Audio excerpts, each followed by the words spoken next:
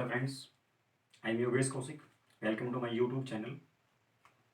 आज मैं इस वीडियो में remaining portion of setting out of curves along with their numericals discuss करने जा रहा हूँ। So our first article is sharpness of a curve.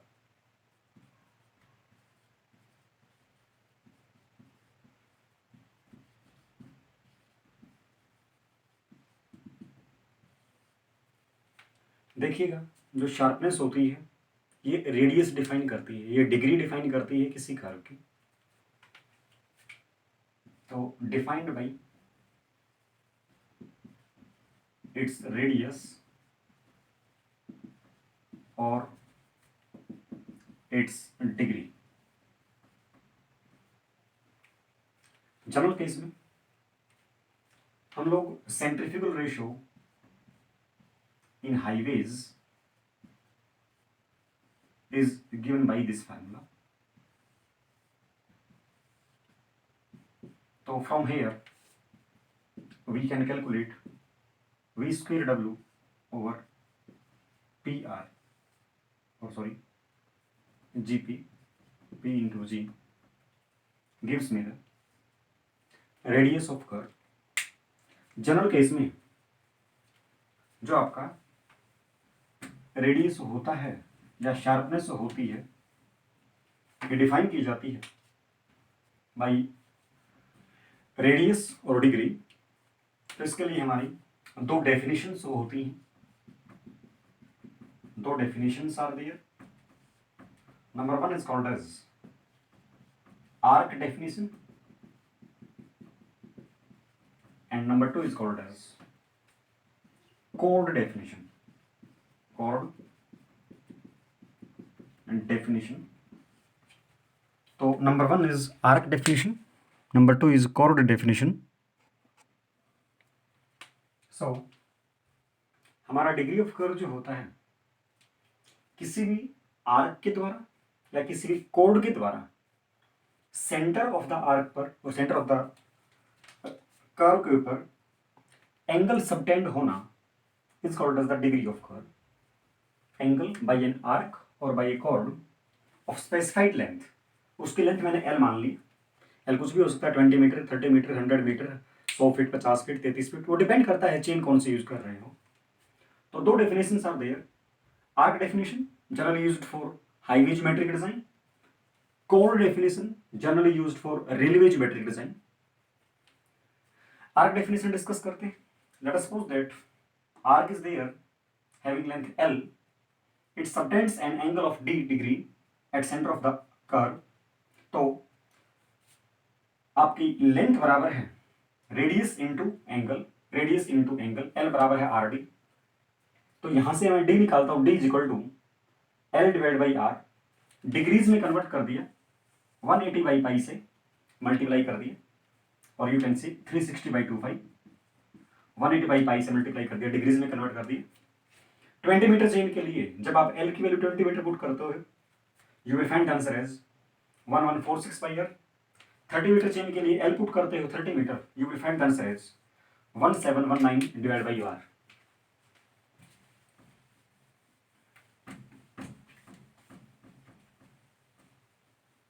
अगर हम बात करते हैं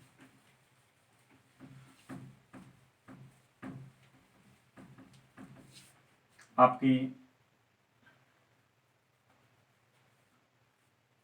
कोड डेफिनेशन की, उसी आर्क का मैंने कोड ले लिया पूरे सर्वे में, ये तो माना ही जाता है, पहले बता चुका हूं। Arc length is nearly equal to कोड लेंथ पूरे सर्वे में, ये तो लिया ही जाता है।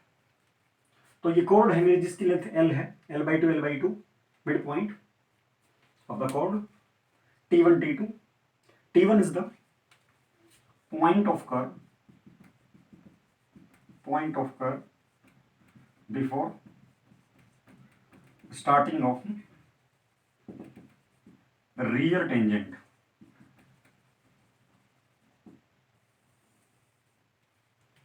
रियर टेंजेंट शुरू होने से पहले जो पॉइंट होता है point of curve T2 point of tangency at end of curve. Point of tangency basically वो पॉइंट होता है जहां पर जब किसी भी कर्व की रेडियस चेंज हो जाएगी, डायरेक्शन चेंज हो जाएगी, तभी तो वो जो आगे पॉइंट मिलेगा, एंड ऑफ द कर्व पे ये पाया जाता है। Point at which direction changes और direction of curve changes and radius changes. It is the most appropriate answer for the questions. जहां पर डायरेक्शन चेंज होगी, जहां पर रेडियस चेंज होगी, वही तो आपका T2 पॉइंट मिलेगा, वहीं पर तो आपका T2 पॉइंट मिलेगा। पॉइंट ऑफ टेंजेंसी है, एंड ऑफ द कर्व पाया जाता है। तो इस कोड ने एंगल सबटेंड किया 80 डिग्री, तो ट्रायंगल ले लीजिए, right angle triangle OT1D, right angle triangle. तो ये आर, ये डी बाई टू, तो this one will be the R cos D by two, R sine D by two. तो L by two is equal to R, R इधर multiply कर दिया, sine D by two, sine D by two को nearly equal to L D by two put कर दिया, तो यहां से मैं डी प्राप्त करता हूं, D is equal to L by R. 180 by pi से मल्टीप्लाई कर दिया, डिग्रीज में कन्वर्ट हो गया। You will find the answer as for a 30 metre chain D is equal to 1719 by R. For a 20 meter chain, you will find the answer as 1146 divided by R.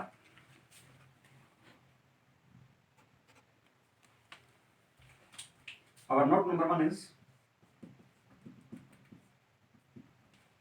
मैंने आपको last lecture में बताया था curves की setting out के last lecture में, मतलब means second part में, कि क्यूबिक पैराबोला यूज होता है रेलवेज में। तो equation of cubic parabola is x cube divided by 6RL is equal to y। जो हमारा स्पाइरल एंगल होता है, ध्यान से समझिएगा, पहले स्पाइरल एंगल होता क्या ये डिस्कस करना पड़ेगा। स्पाइरल एंगल के लिए इंट्रिंसिक इक्वेशन यूज होती है, phi is equal to L square divide by 2RL। L is the distance from starting of transition curve to point under consideration at transition curve. ध्यान से समझिएगा क्या है ये, जहां से ट्रांजिशन कर्व स्टार्ट होती है, फॉर एग्जांपल ये आपकी ट्रांजिशन कर्व, इसके आगे आपका सर्कुलर कर्व, इसके पीछे आपका सर्कुलर कर्व है। तो इसका मान लीजिए ये पॉइंट आपने कंसिडर किया स्टार्टिंग पॉइंट से, तो यहां से यहां तक की लेंथ को मैंने एल बोला है। Starting of the transition curve, इधर आपका सर्कुलर कर्व है, सर्कुलर पोर्शन इज देयर, और इधर आपका सर्कुलर पोर्शन इज देयर। मैं आपको बता चुका हूं gradual super elevation, gradual increase in curvature के लिए हम ट्रांजिशन कर्व प्रोवाइड करते हैं दोनों साइड में सर्कुलर कर्व के। और अगर by the way circular curve के बिना ही यहां पर ट्रांजिशन कर्व है, ये कर्व, ये रोड इधर से स्ट्रेट आ रहा था, इधर जाना है, तो हमने डायरेक्ट ट्रांजिशन कर्व दे दी विदाउट सर्कुलर पोर्शन। उस ट्रांजिशन कर्व को मैं बर्नौली लेमनिस्केट बोलता हूं, बर्नौली लेमनिस्केट। लास्ट लेक्चर में डिस्कस कर चुका हूं। ये आपका ट्रांजिशन कर्व है। लेट अस सपोज दैट, ध्यान से समझिएगा, पहले पॉइंट पर टेंजेंट ये है और इस पॉइंट की टेंजेंट ये है, तो एंगल मेड बाई, देखिएगा ध्यान से, angle made by tangent of first point and tangent of any point on the transition curve is called as the spiral angle. Angle made by tangents of first point and any other point on transition curve is called as spiral angle. यहां पर first point मैंने ए ले लिया, ए point, और any other point मैंने B ले लिया। दोनों की टेंजेंट्स जो एंगल बनाएंगे उसको स्पाइरल एंगल बोलते हैं। स्पाइरल एंगल की इक्वेशन मैंने आपके सामने दे दी। आर आपका रेडियस है, एल आपका होल लेंथ है। ये मान लीजिए यहां पर खत्म होगी तो यहां तक आपकी लेंथ टोटल एल आ जाएगी। लेंथ ऑफ ट्रांजिशन कर्व आपको पता ही है, एल आपका transition curve length you know very well, v cube upon C R, length of transition curve v cube upon C R. c is the rate of change of radial acceleration, rate of change of radial acceleration metre पर second square, और उसका भी change कर दिया तो metre पर second cube is the unit of this one. R radius, v आपका speed और डिस्टेंस जो भी आपका वेलोसिटी है। लेंथ ऑफ ट्रांजिशन कर्व हो गया, r हो गया, two constant, l is length मैंने आपको बता ही दिया है। तो ये आपका स्पाइरल एंगल के बारे में था। अगर मैं आपको डिफ्लेक्शन एंगल तो पढ़ा ही चुका हूं, तो बर्नौली लेमनिस्केट में जो डिफ्लेक्शन एंगल होता है that is called as polar deflection angle. Deflection angle तो पढ़ा ही चुका था मैं। The angle made by prolongation of the back tangent to the fore tangent, मतलब पहली टेंजेंट का आगे बढ़ना, point of intersection, fore tangent के साथ जो भी एंगल बनाएगा उसको हम लोग डेप्थ एंगल बोल देते हैं, डिफ्लेक्शन एंगल बोल देते हैं। एंड जो ये एंगल बच जाता है this angle is called as the intersection angle. ये आपकी कर्व है T1 T2, ये बैक टेंजेंट है, बैक टेंजेंट, और ये आपकी फॉरवर्ड टेंजेंट है। ये रियर टेंजेंट भी बोल सकते हैं, बैक और रियर टेंजेंट। हाँ जी, तो मैंने डिफ्लेक्शन एंगल आपको बताया। हमारा नोट नंबर 3 है, note number 3 is for Bernoulli lemniscate. Bernoulli lemniscate के लिए जो आपका पोलर डिफ्लेक्शन एंगल होगा that is spiral angle divided by 6, because Bernoulli lemniscate is also a transitional curve. कब? जो ट्रांजिशन कर्व प्रोवाइड की जाती है without circular portion, without circular portion, लीजिए this one is straight portion, this one is a straight portion, we have to move from here to here। Distance कम होने के कारण हमने यहां पर सर्कुलर कर्व प्रोवाइड नहीं किया, डायरेक्ट ट्रांजिशन कर्व प्रोवाइड कर दी। इसी ट्रांजिशन कर्व को मैं बर्नौली लेमनिस्केट बोलता हूं, बर्नौली लेमनिस्केट कर्व बोला जाता है।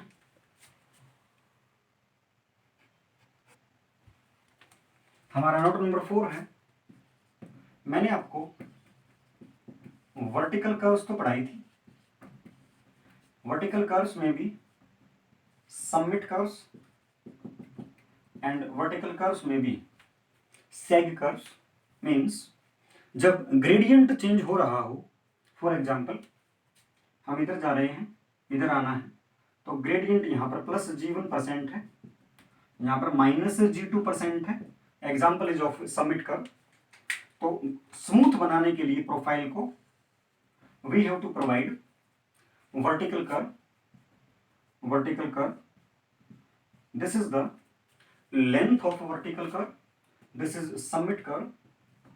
अगर मैं सैग कर्व की बात करता हूं let us suppose that sag curve और वैली कर्व, यहां पर मेरा -G1% है, यहां पर +G2% है। तो यहां पर जो मैंने ये कर्व प्रोवाइड की है, दिस इज वैली कर्व और सेग curve, this is length of valley curve, length of सेग curve. Length of valley curve और लेंथ ऑफ सेग कर्व हम लोग निकालते हैं on the basis of headlight site distance condition in transportation engineering and on the basis of the comfort condition, comfort condition. यहां पर कोई भी आपकी डिफिकल्टी तो होती नहीं है ओएसडी, ओवरटेकिंग साइट की, तो इसलिए ओएसडी की कोई भी प्रॉब्लम नहीं आती है आपका वैली कर्व्स में। लेकिन समिट कर्व्स में हम लोगों को ओएसडी एंड एसएसडी दोनों को ध्यान में रखने के लिए हम लोगों को ये वर्टिकल कर्व्स प्रोवाइड करनी पड़ती हैं। तो अगर मैं जनरल कंडीशन लिखता हूं, अगर हम जनरल बात करते हैं, आपका generally note number 5 is length of summit curve, summit curve is generally given by ns² by 4.4 and ns² by 9.6। वो डिपेंड करता है कि आपका ओएसडी केस है या एसएसडी केस है। एसएसडी के केस में, ओएसडी के केस में general case is ns², s is the distance SSD, divide by √2h whole square plus √2h whole square. Similarly यहां पर एसएसडी के केस में h की वैल्यू आपका 1.2 मीटर एंड 0.15 मीटर IRC के according, Indian Road Congress. Similarly SSD के case में height of object और height of obstruction and height of driver eye बराबर हो जाता है 1.2 metre, answer. Similarly length of valley curve general case में is given by ns² 1.5 plus 0.0035 into s। ये basically depend करता है आपका बीम एंगल पर, आपका बॉटम मोस्ट पॉइंट से और आपका हेडलाइट कितनी दूरी पे जा रही है उसके हिसाब से। तो s is your stopping sight distance और you can say headlight sight distance, n change of gradient, G1 से G2 में total net change in gradient कितना आया है डिस्कस कर लिया। हाँ जी, तो हमारा एक छोटा सा पॉइंट और पेंडिंग है।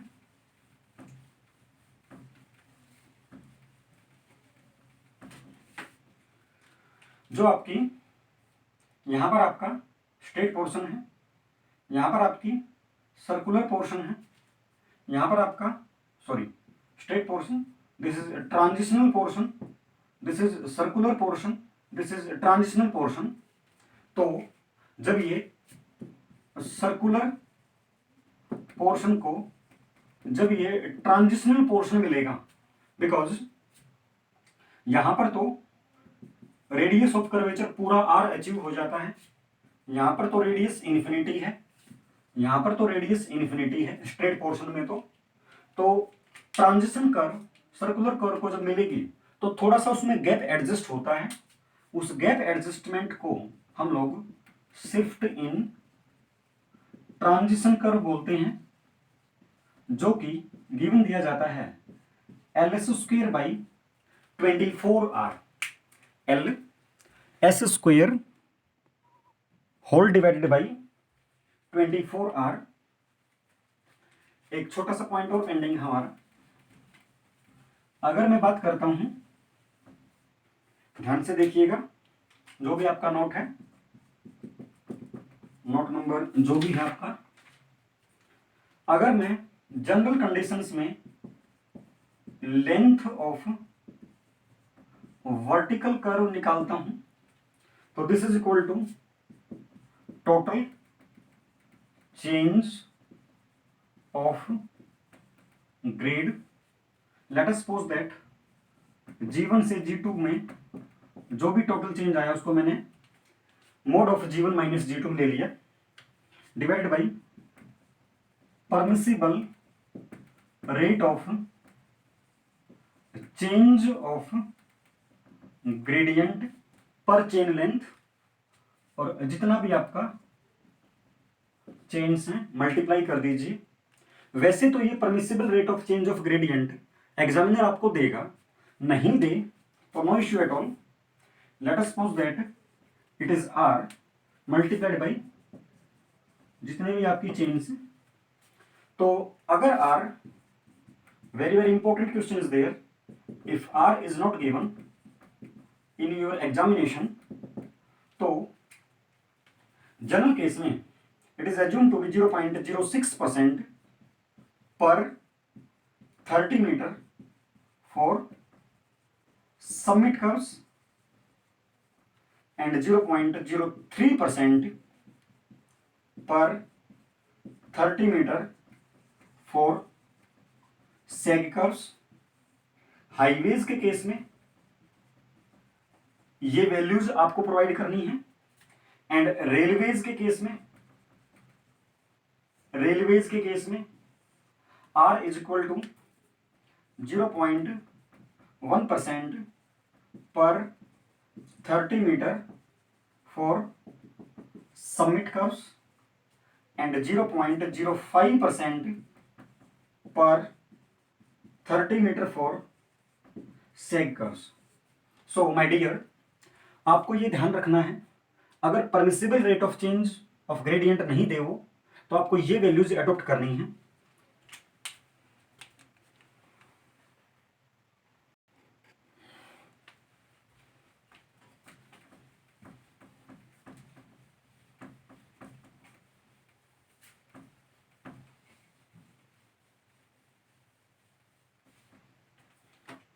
जब हमें ग्रेडियंट चेंज करना हो तो मैंने आपको बताया वर्टिकल कर्व्स प्रोवाइड करते हैं, या आपकी सर्कुलर हो सकती हैं या आपकी पैराबोलिक हो सकती हैं, लेकिन सर्कुलर कर्व्स में full degree, full radius, comfortness आपका कवर अप नहीं होता है, इसलिए parabolic vertical curves are generally preferred in highways.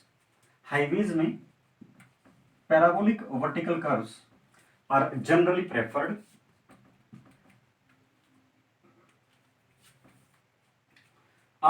मैंने आपको एक मेथड पढ़ाया था, रेडियल ऑफसेट मेथड, और एक आपको पढ़ाया था perpendicular offset method.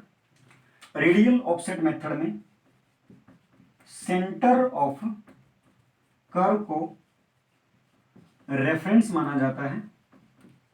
Centre of curve is considered as the reference point in radial offset method, not in the perpendicular offset method।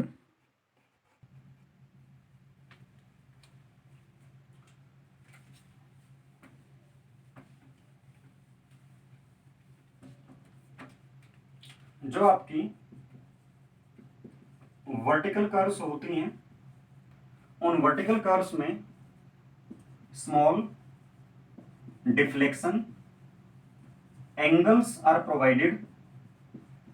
उनमें स्मॉल डिफ्लेक्शन एंगल्स प्रोवाइड किए जाते हैं एज कंपेयर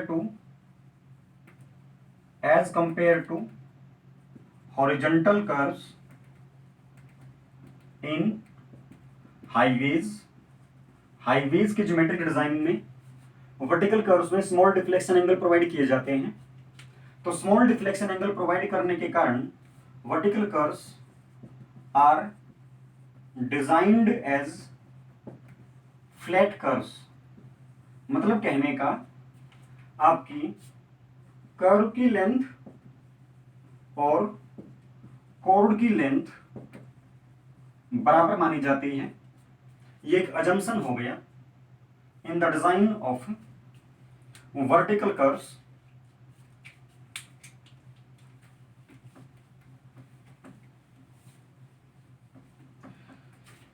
मैं लास्ट फंडामेंटल डिस्कस करता हूँ, after that we will cover different numericals of setting out of curves. आपका compound curves क्या होती हैं? जो कंपाउंड कर्व्स होती हैं उसमें एक से ज्यादा रेडियस यूज होती है, बट एक बात श्योर है, कर्व की एक साइड में ही सारी रेडियस होंगी। एग्जाम्पल लीजिए, late us suppose that this one is R1, R1 यहां पर आपकी इसका सेंटर 1 है। नाउ यहां पर लेट अस सपोज दैट इसका सेंटर दूसरा है, तो R2, R2, तो कोई भी कंपाउंड कर्व कितने सेंटर्ड होती है, जैसे आपको सामने दिख रहा है ये टू सेंटर्ड कर्व है, टू सेंटर्ड कंपाउंड कर्व। तो एक आपका पॉइंट ऑफ कर्व है, एक आपका पॉइंट ऑफ टेंजेंट है, और एक वो पॉइंट जहां से कॉमन टेंजेंट पास हो रही है। तो इसमें आपके टोटल 3 पॉइंट्स हैं, 1, 2, 3। तो एक यहां से स्ट्रेट लाइन जाएगी, एक यहां से स्ट्रेट लाइन जाएगी, और एक आपका कॉमन पॉइंट से स्ट्रेट लाइन जाएगी। तो जनरल केस में मैं अगर बात करता हूं सेंटर्ड की, सेंटर्ड का मतलब होता है नंबर ऑफ रेडियाइज, जितनी रेडियस होंगी उतना ही सेंटर्ड होगा। और जनरल केस में नंबर ऑफ रेडियस n-1 के बराबर होता है। n is the number of straight line, बोल सकते हैं number of straight lines on compound curve. जैसा कि इस केस में एक स्ट्रेट लाइन PC से पास हो रही है, एक स्ट्रेट लाइन PT से पास हो रही है।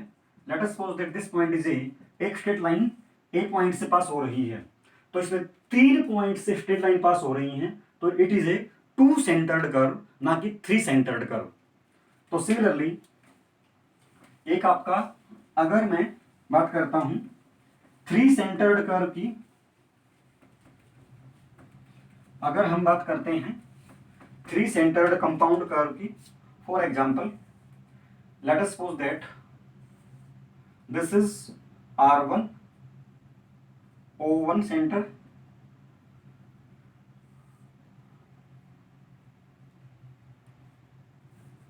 आपका यहां पर late us suppose that this is O2 centre, R2 radius, this is O3 centre, R3 radius, this is point of tangency, this is point of curve, A point, B point. आप देख पा रहे हैं 3 रेडियसेस इसमें use हो रही हैं, R1, R2 and R3। तो ये आपका how much centred? 3 centred. This curve is 3 centred compound curve is there because number of radii are 3। तो वैसे भी स्ट्रेट लाइन के फंडामेंटल से, बिकॉज ऑफ यहां पर 3 रेडियाइज यूज हो रही हैं, 3 रेडियाई यूज हो रही हैं। वैसे भी अगर इसको मैं स्ट्रेट लाइन के फंडामेंटल से सोल्व करता हूं, एक टेंजेंट यहां से पास होगी, एक टेंजेंट यहां से पास होगी, एक स्ट्रेट लाइन यहां से पास होगी, और एक स्ट्रेट लाइन आपकी पॉइंट ऑफ टेंजेंसी पर होगी। तो इसमें 4 स्ट्रेट लाइन हो गई, 4 straight lines are there. One passes from PC, one passes from PT, one passes from a common point A, common tangent at A, common tangent at B. 4 straight lines are there. तो number of centers मैं calculate कर सकता हूं, n-1, that is 4 - 1 3. So it is a 3 centered curve. So our question number 1 is, if an up gradient of 1.5% is followed by a down gradient of 0.5%, means G1 is plus 1.5% and G2 is minus 0.5%. पहले up gradient फिर down gradient, तो it is a summit curve and rate of change of gradient is R is 0.2% per 20 meter length. Length of particle curve will be L G1 minus G2 whole divided by 0.2% per 20 meter length. You will find the answer as 200 meter.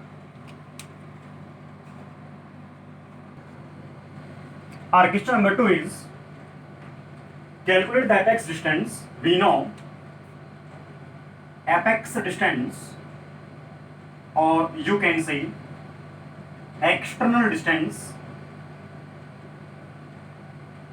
हमारा होता है VC is equal to R secant of delta by 2 minus 1. Degree of curve जब आपको कुछ भी ना दे तो by default you have to assume a 30 meter chain length. So for a 30 meter chain length, D is 1720 divided by R. Degree of curve is given 8. R you will find as 215 meter. Put the value 215 into secant of 60 by 2, deflection angle is 60, minus 1. You will find the answer as 33.26 meter. Our question number 3 is, calculate the length of tangent. We know length of tangent is equal to R tangent of delta by 2. But हमारे पास delta तो है, R तो नहीं, लेकिन degree, तो degree 1720 by R, D is 5. R you will find the answer as 344 meter. Put here 344, 10, 60 by 2 gives me value as 198.61 meter. 61 meter.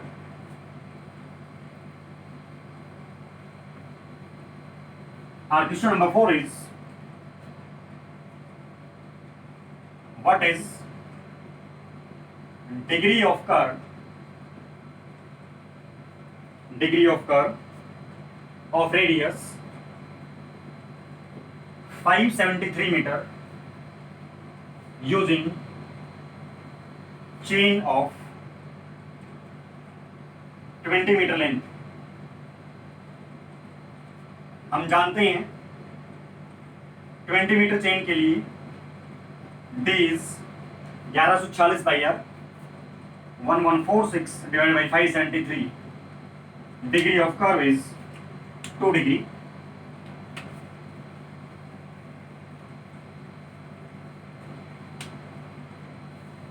Our question number 5 is, calculate length of longer chord of 250 meter radius curve, 250 meter radius curve having deflection angle of 90 degree.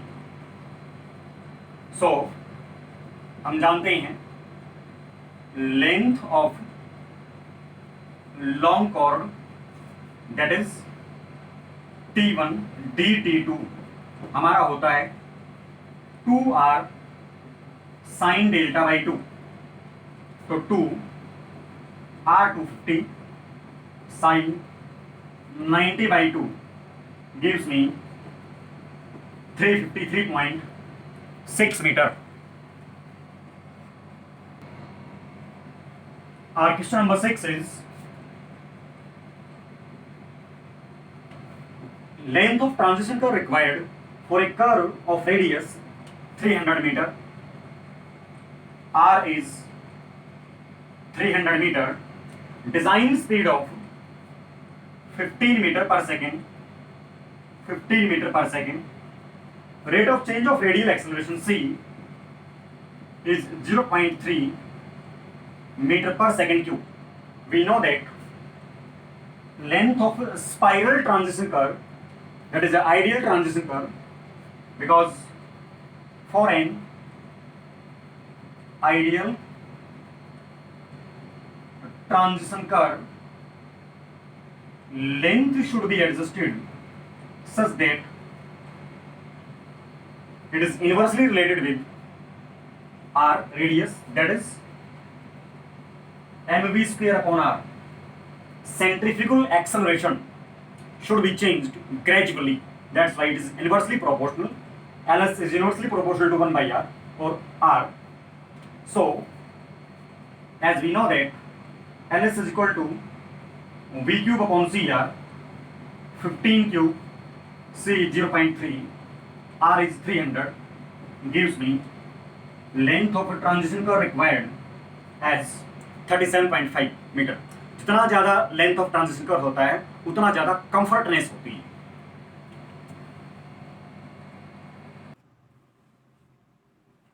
Our question number 7 is very important question is there. If gradient of ground is minus 3 degree, sorry minus 3%, इसको minus g1 मान लिए, that of another intersecting ground with former is 5% plus 5% plus g2. यहां पर ये दोनों curves मिलती हैं. तो एक बात आपको बता चुका हूं, जब भी आप वर्टिकल कर्व्स की बात करते हैं तो उनको फ्लैट डिजाइन किया जाता है. Late us suppose that this is point of curve, this is point of tangency T2, this is point D, this is point C. यहां से they will meet at this intersection point I, और you can say V, इसको आप V ले लीजिए. यहां पर आपका डिफ्लेक्शन एंगल इज डेल्टा. तो अगर मैं बात करता हूं यहां से, उसने आगे देखते गया horizontal length of the vertical curve to be drawn is 600 metre.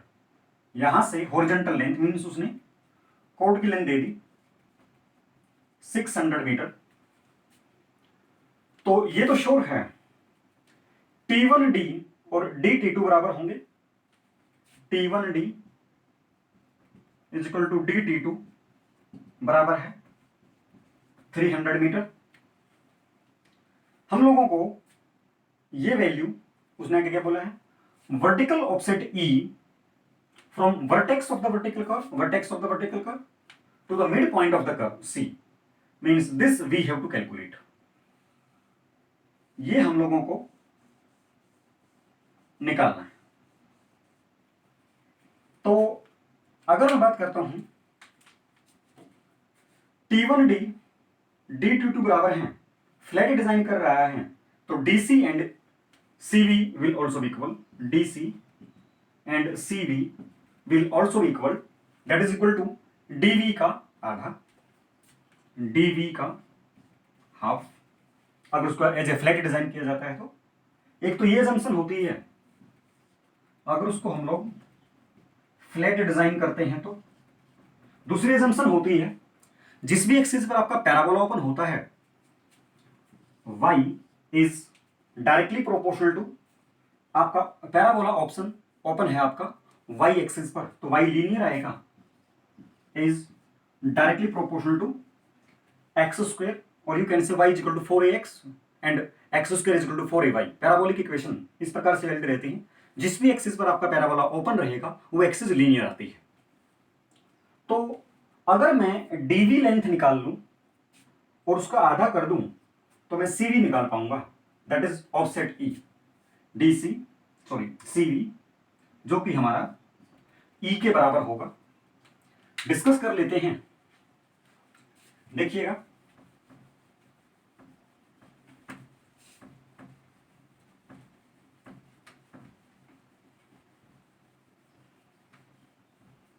I -G1, ये L हमारा 300 मीटर है, तो ये कर्व की लेंथ भी 300 मीटर ही होगी माना जाता है। तो अगर मैं बात करता हूं दिस वन, सिमिलरली अगर हम इसको आगे डिस्कस करते हैं तो G1 जहां पर भी मिलेगा, ही जहां पर भी इसको इंटरसेक्ट करेगा, ग्रेडियंट G1 है तो this length will be G1 L/100। Gradient G2 है तो this length will be G2 L/100।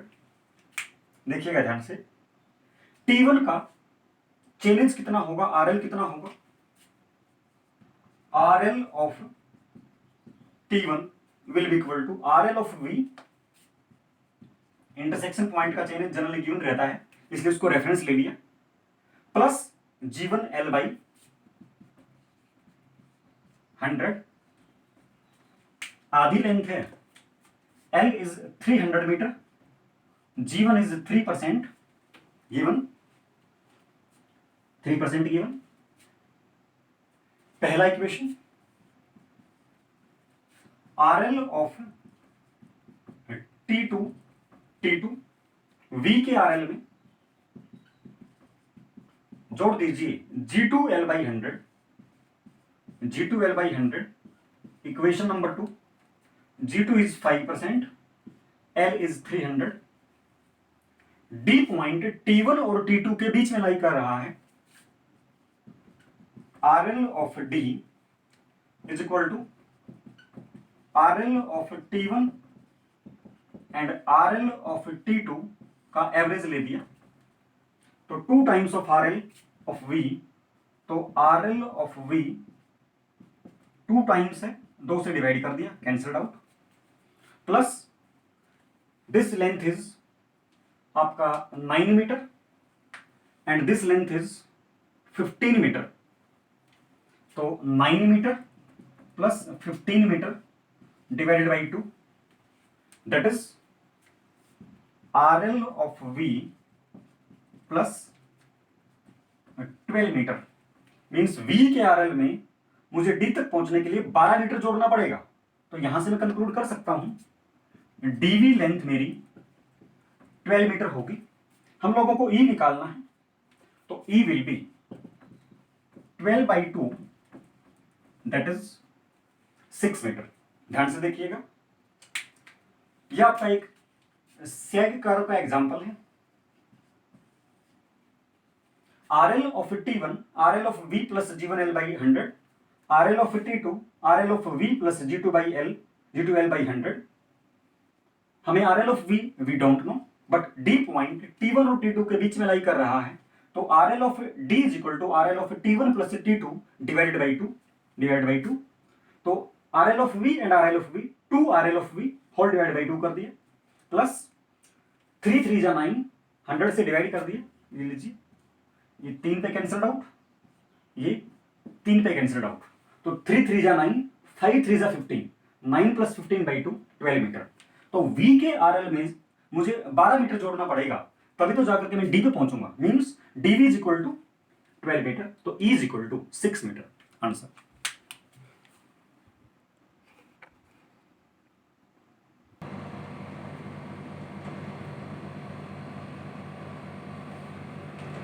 Our question number 8 is the perpendicular offset from junction of the transition curve and circular curve. Let us suppose that It is a circular curve and it is a transition curve. This is a transition curve. This is circular curve. To the tangent is equal to, यहां से मैंने tangent डाली, we have to calculate this perpendicular offset E. हम लोगों को ये निकालना है. तो let us suppose that this is L, जो कि पूरी लेंथ ऑफ ट्रांजिशन कर्व के बराबर होगा. ये तो श्योर है. तो हम लोगों को ऑफसेट की वैल्यू निकालनी जनरल केस में using cubic parabola. Cubic parabola equation use करके इसको आप y मान लीजिए. y is equal to X cube upon 6RL and x is L here. तो L पुट कर दीजिए. L square by 6RL cancel out. L cube by 6RL square पे cancel out. L square by 6R. Options में उसने हमें shift दे रखी है. Shift की वैल्यू आपको पता है. शिफ्ट हमारा होता है L स्क्वायर बाई 24R. दोनों में रिलेशन निकालना है. L square by 6R and L square by 24R में रिलेशन निकाल लेते हैं. तो y is equal to 4 times of S. Shift निकाल ली. देखिए 4 times of L square by 24R 4 6 that is equivalent to y value. तो यही तो ऑफसेट हमें निकालना. तो answer should be 4 times of shift of the curve.